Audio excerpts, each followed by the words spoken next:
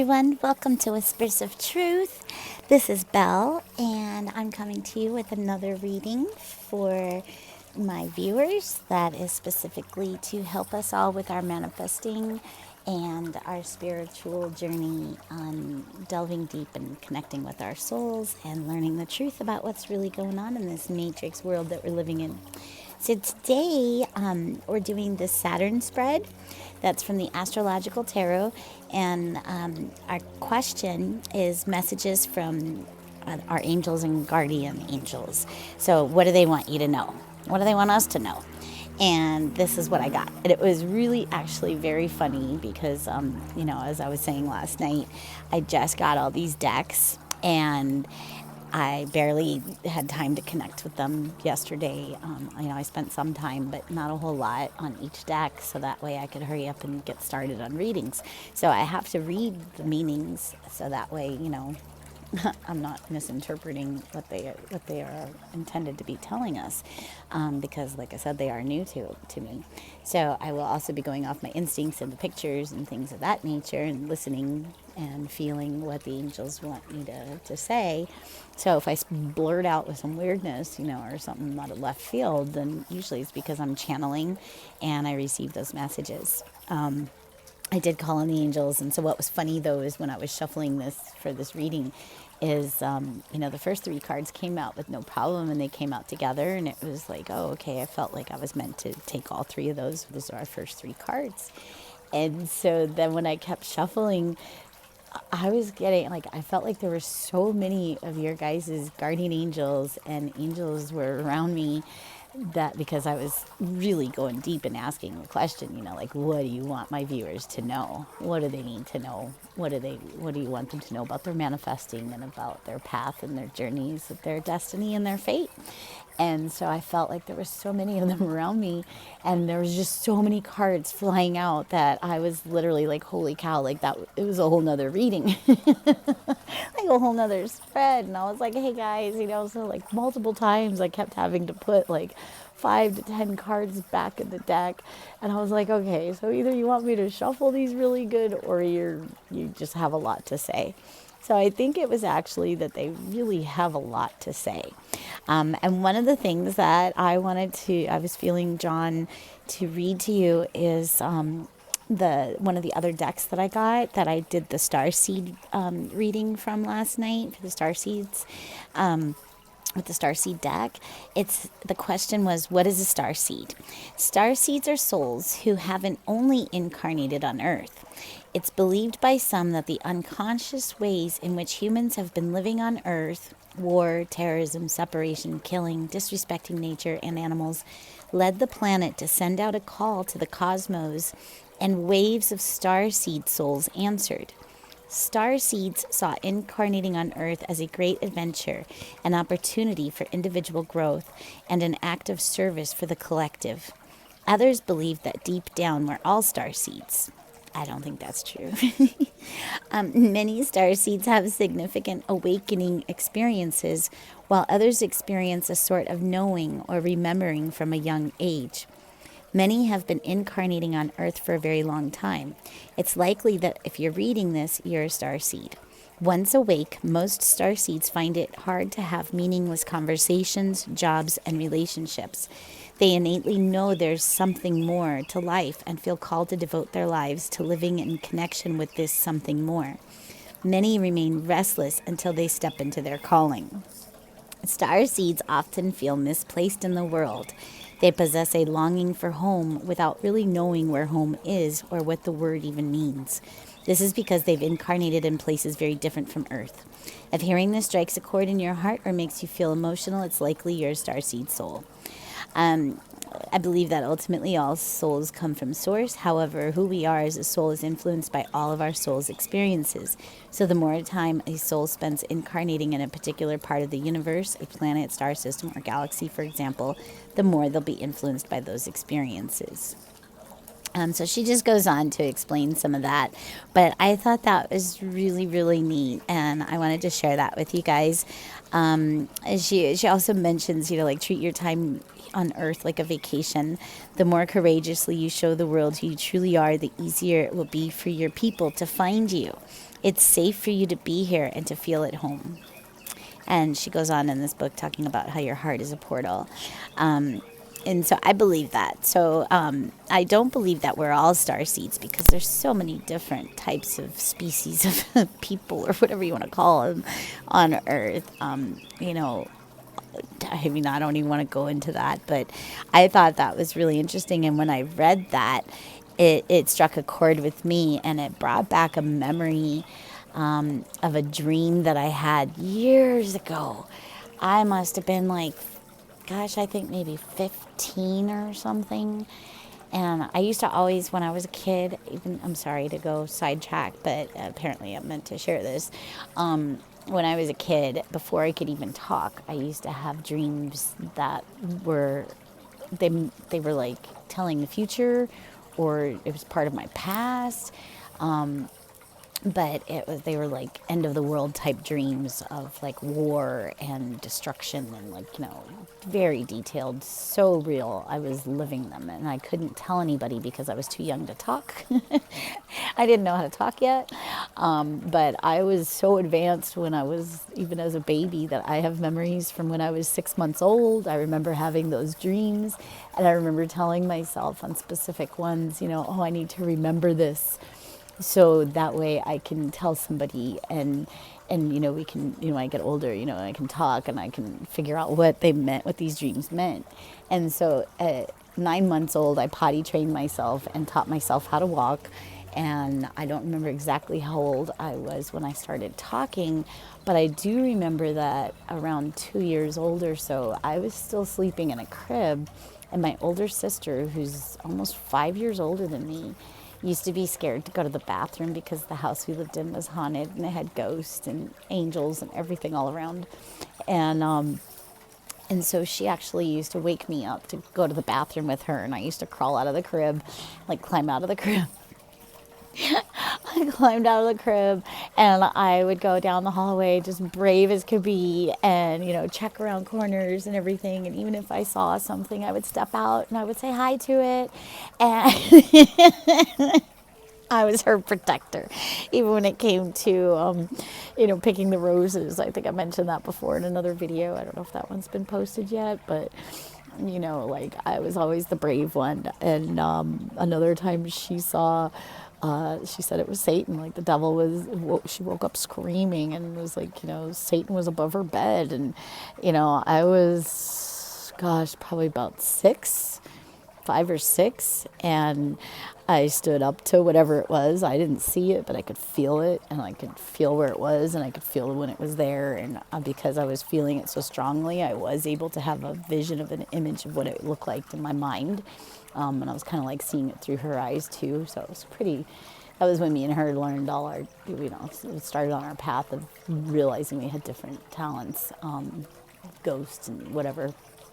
But I was protecting her then too. So anyway, so sorry about the sidetrack, but anyway, the starseed thing, I had a vision or a dream when I was, like I was saying, about 15 years old or so.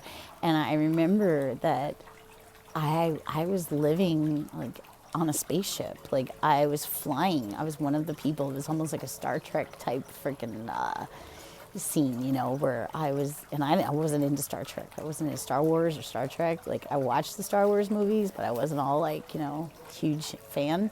I didn't get the meaning and symbolism until later, but yeah, and the truth behind it.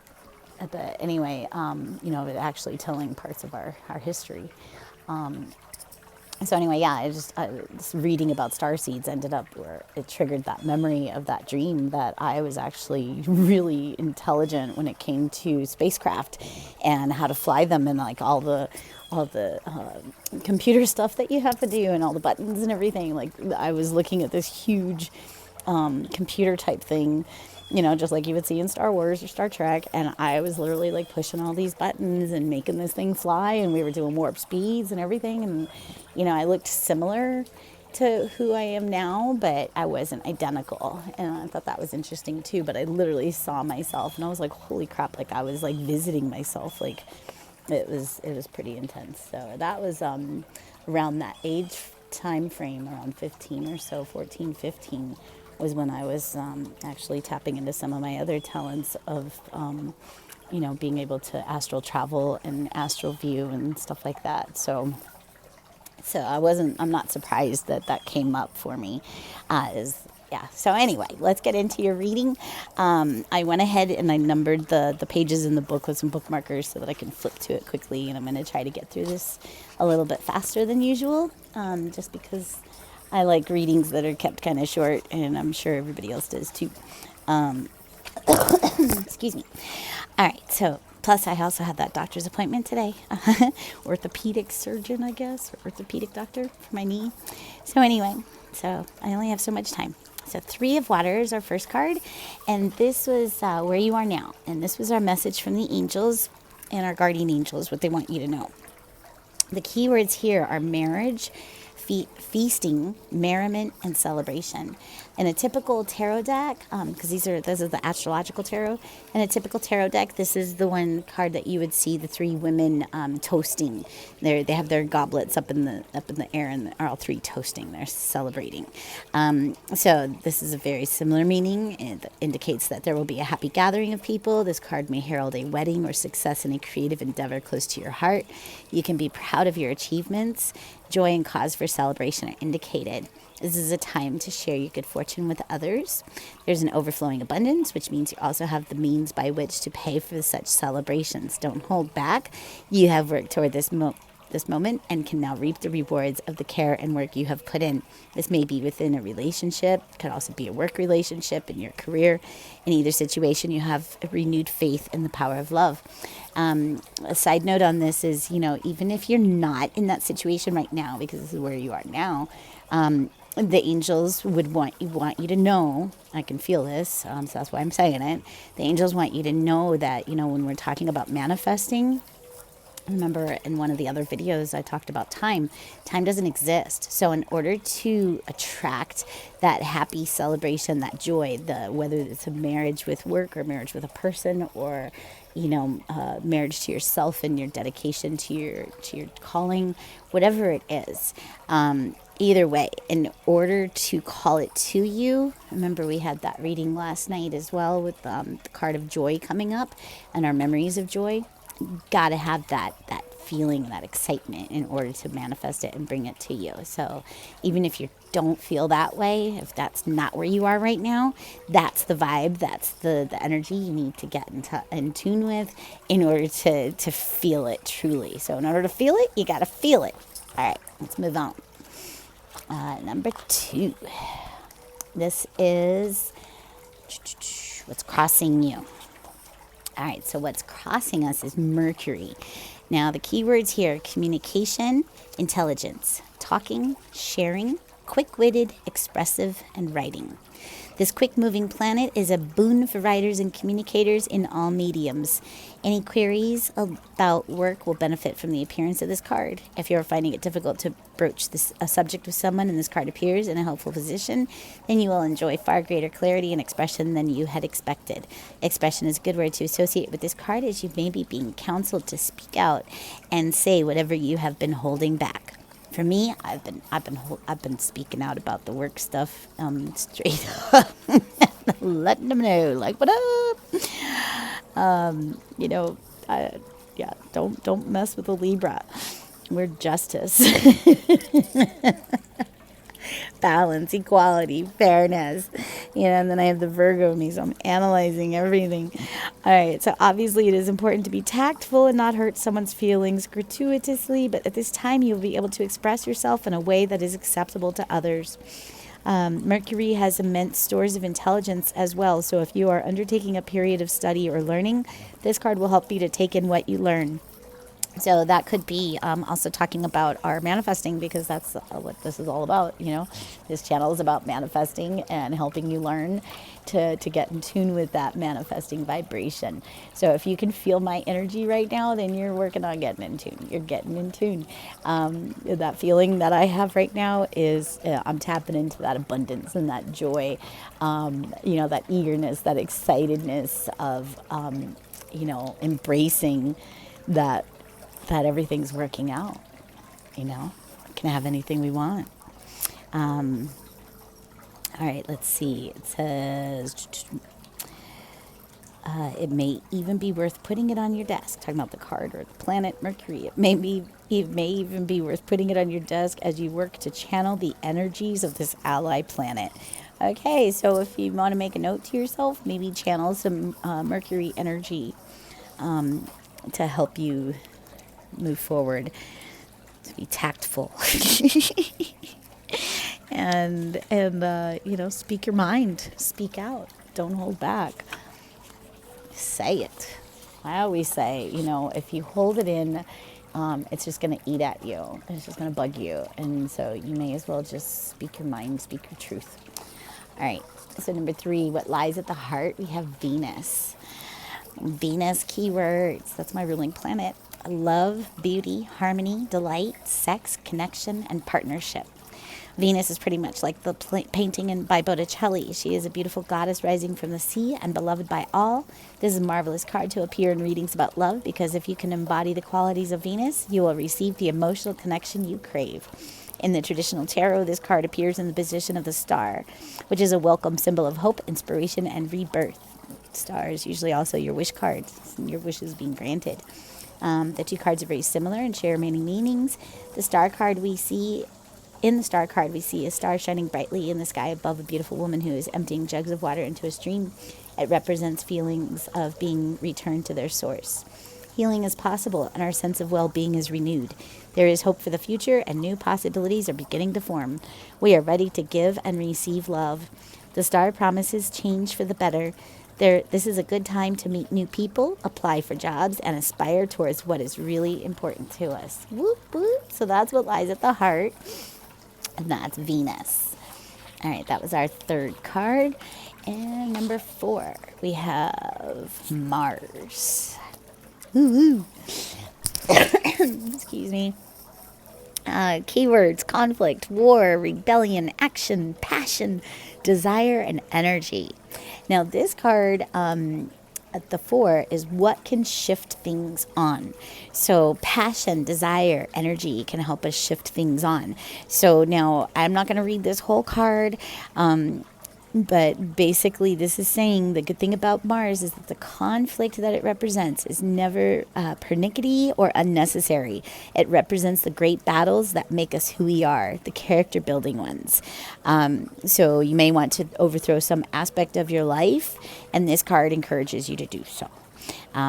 It's a card of righteous rebellion, an active revolution that leads to a better life. If you are worried about difficult colleagues at work or a challenging home life, this card tells you to stand your ground and face your fears. You have the strength to succeed. But remember, you have to be loving and caring, and make sure you put out what you want back. Envision what you want. Envision the outcome you want. If you're having a problem in a relationship, what I always tell people that I learned the hard way, oh my goodness, okay. So instead of focusing on what you don't like about the other person, whoever it is, even if it's yourself, instead of focusing on that, focus on the things that you do like, the things that you fell in love with, the things that made you think like, oh wow, I want to be with this person forever. Remember that. That's the energy that you want in order to have a long-lasting, healthy, happy relationship. If you go down the path of resentment and getting angry and picking apart every little thing that irritates you and dwelling on it or letting it get to you repeatedly, like every little thing, you're just going to take that energy and it's going to escalate like a snowball just rolling down the hill. So don't do it. So if you want a happy relationship, that's the key. If you want to end it, you feel like that relationship has served its time and it's time to move forward, then yeah, speak your mind and rock on and exit. But remember, even if somebody is doing you wrong, it could also be they're just mirroring how you're feeling about yourself. So don't shoot the messenger. All right, let's move on. Okay, so now the outcome that we got here, this is 10 of Earth. Whoops, I knocked it down. This is 10 of Earth. Now, 10 of Earth, that's the 10 of Pentacles, and I'm not going to read that one either. 10 of Pentacles in the typical, Oopsie. See, I had that balancing. That was our advice card, which is funny because the 2 of water is balance usually. Anyway, so I had a balancing on my selenite. So anyway, so 10 of Earth, 10 of Pentacles. The angels are saying that if you follow their advice and you balance things, and because that's our advice card that I added in. If we follow their advice, we balance our life, and we work on being good and kind to others, and we speak our truth, and we move with passion in our lives and love, and remember that happiness, then we are going to have the 10 of Pentacles. The 10 of Pentacles represents material success and wealth, like the highest of the high. So everything that you want to obtain, even a happy home, happy family, happy life, that's 10 of Pentacles. The traditional deck, 10 of Pentacles is usually like a happy family. You see the dog, you see the cat, you see the kids, there's like the husband and wife or whatever. It's like total, castle or a cottage, and they've got like their land and everything, and they're just happy. They've got food, I think the kids are playing, like everybody's just happy. So that's your 10 of Pentacles. That's your outcome. So that's it. So that's what we've got. So your advice, obviously, balance, moderate, and have faith and joy, right? And then at the bottom of the deck, okay, wait. Really quick. 2 of water. This was our advice.